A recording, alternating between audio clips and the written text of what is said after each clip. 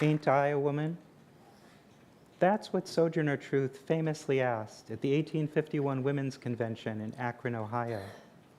She didn't have much in common with her audience. She was black. They were white. She had been born into slavery. They had been born into freedom. But when Sojourner Truth asked, "Ain't I a woman?" no one, then or in the past 150 years, answered, no. That's the power of the word woman. It unites everyone with a female body, regardless of the differences between them. Woman is the basis of mother-daughter bonds, female friendships, heterosexual and homosexual romances, feminist activism, and misogynist oppression. In the mouths of heroes like Sojourner Truth, woman is a summons to recognize the shared experience of sexism and to work together toward liberation. But increasingly, the word woman is being used in different ways. Women's colleges are admitting students who were born male. Mainstream magazines like Vanity Fair present cover girls like Caitlyn Jenner who are openly transgender. As more and more people who weren't born or raised female are recognized as women, people across the political spectrum are wondering what it means to be a woman. No matter who's on the cover of what magazine, I know that if I asked, "Ain't I a woman?" many people, including my own children, would answer no. They would have good reasons. I was born, raised, and lived for 45 years as a male. I'm a father, not a mother. I have XY, not XX chromosomes. I have an Adam's apple. I'll never have a uterus. Though most people are too polite to put it this way, many would quietly agree with Rabbi Moshe Tendler, my colleague at Yeshiva University, who bluntly told the New York Post reporter, "He's not a woman, he's a male with enlarged breasts." It's easy to brush off remarks like these as outdated bigotry. After all, this is the 21st century, when everyone, even Vanity Fair, is supposed to know that gender isn't determined by the sex of our bodies, but by the way individuals identify ourselves. According to this view, because my gender identity, my sense of who I am, is female, then no matter how I was born, raised, or look, if I ask, "Ain't I a woman?" everyone should answer, yes. But as we, our country, our culture, our world rethink gender, it's important to listen to the voices of those who wonder what it means to accept someone like me as a woman. Not to those calling for continuing discrimination against transgender people. Not to the student at my university who wrote that I should be burned alive. Not to those who use transgender people as punching bags or punchlines. No one should be shamed, assaulted, impoverished, or murdered for being who they are. But as Sojourner Truth knew, the word woman is at the heart of how many people, half the human race, define themselves. Changing the meaning of woman is more than a matter of social justice or institutional policy. It represents a profound shift in how human beings see each other and ourselves. So let me get politically incorrect here for a minute and invite you to listen to one woman, a self-identified lesbian feminist who called herself Rose Verbena, expressing her anger at me for presenting myself as a woman. The man in this story, like all trans women, is a biological male. That's what he is, male. There's nothing he can do about that. If he wants to cross-dress or behave in non-masculine ways, who's stopping him? But he'll never be a woman because he's a male. The entire trans movement is based on the most delusional, oppressive, and sexist interpretation of what it means to be a woman. And women are sick to death of men mansplaining what it means to be a woman. Newsflash, guys, you'll never know because you'll never, ever be one. When Rose Verbena and most women say, "I'm a woman," they mean they not only identify as female, but are biologically female and have lived their whole lives as female. As Rose Verbena rather brutally points out, When I present myself as a woman, that's not what I mean. It hurts when Rose Verbena denies my identity. But if I want others to accept my gender identity, I have to accept theirs, even when their definitions of woman, like Rose Verbena's, exclude me. And hurt feelings aside, the conflict over what makes a woman, as the title of Elinor Burkett's widely shared New York Times editorial put it, raises important questions. Is gender something we are? Something we do? Something we choose? Something imposed on us? Something we need? Something we'd be better off without? Or all these things at once? I take questions like these personally.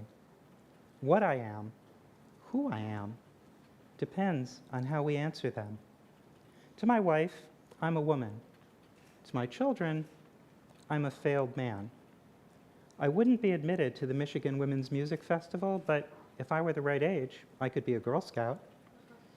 I have an F on my driver's license and passport.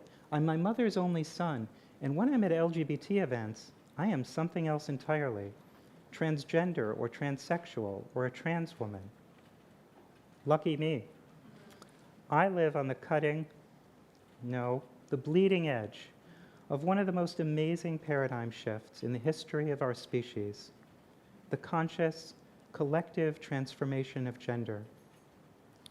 No matter where this transformation ends up, we can't unlearn what we've already learned. That being human means more than being male or female. That neither bodies nor socialization determine the gender we identify with.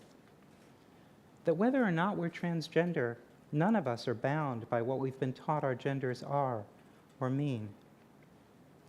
But if there's always more to us than gender, why does it matter so much to me to be seen as a woman, as a member of a group that gets less pay, less respect, less of every privilege I was handed as a male?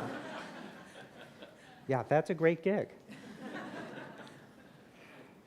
I had a good life as a man, a loving family, a great teaching job, friends, respect. But it's surprisingly painful to be a persona instead of a person. When my children hugged me, it felt like they were hugging nothing, like their love was pouring into an empty space where I should have been. One day, my 3-year-old son suddenly started shouting, "Show me your truth, Daddy. Show me your truth." That's what parents are supposed to do, show our children our truth. But I couldn't. My truth was that I, the man he loved, was a living, breathing lie. 8 years passed. At the beginning of the fall 2005 semester, I was walking to the men's room, and a student I didn't know was walking toward me.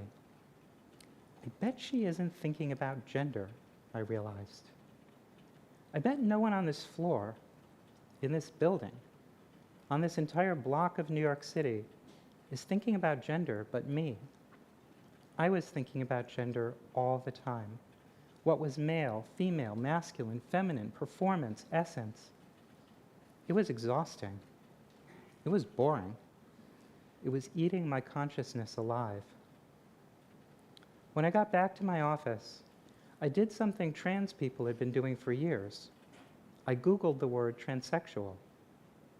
When I stumbled on that word as a child, my only access to information was library card catalogs. Now, all I had to do was type transsexual into a search engine, and millions of links came up. But in other ways, the world hadn't changed. Gender transitions still involved messy, painful, expensive medical procedures that still weren't covered by insurance.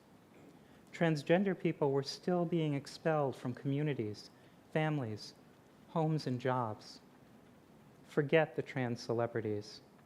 It's estimated that as many as 80% of openly transgender people, people who aren't seen as simply male or female, are unemployed.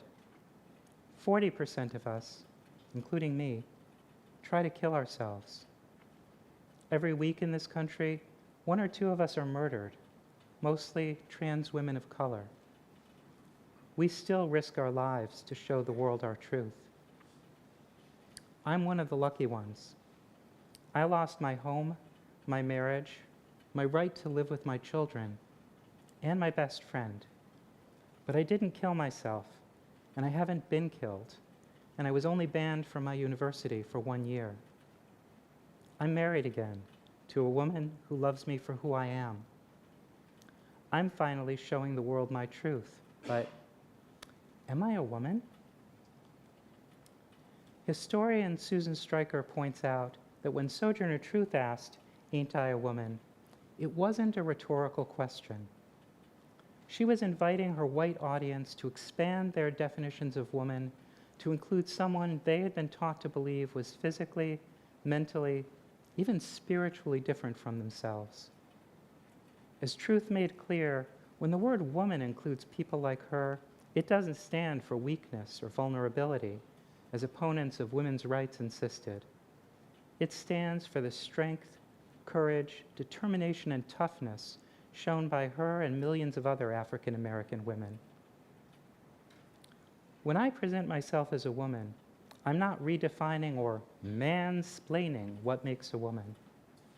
I'm inviting you to expand your definitions of woman to include people like me, people who risk our lives to be seen as women, people for whom living as a woman represents liberation rather than oppression, for whom being a woman means being true and whole, awake and alive. It's time to stop fighting about what women are and to talk about what we, each of us and all of us, want woman to stand for. That's what I'm asking when I ask you, ain't I a woman? Thank you.